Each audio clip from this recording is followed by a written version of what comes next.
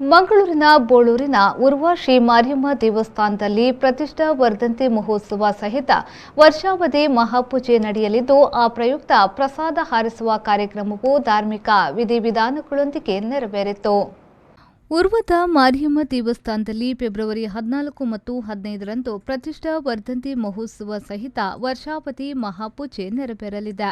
February 11ರಂದು Shri Chandika Yaga ಮಹಾ ಅನ್ನ ಸಂತರ್ಪಣೆ ಹಾಗೂ ಫೆಬ್ರವರಿ 19ರಂದು ಮಲರಾಯ ಧೂಮಾವತಿ ದೈವಗಳ ನೇಮೋತ್ಸವವು ವಿಜೃಂಭಣೆಯಿಂದ ನಡೆಯಲಿರುವುದು.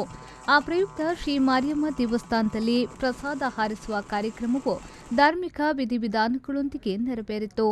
ಈ ಸಂದರ್ಭದಲ್ಲಿ ಆಡಳಿತ ಮುಕ್ತೇಸರರು, ಏಳುಪಟ್ನ ಮಗುವೀರ ಸಂಯುಕ್ತ ಸಭಾ ಮತ್ತು ಗ್ರಾಮದ ಭಕ್ತಾದಿಗಳು ಹಾಗೂ ಮುಕ್ತೇಸರರು ಪಾಲ್ಗೊಂಡಿದ್ದರು.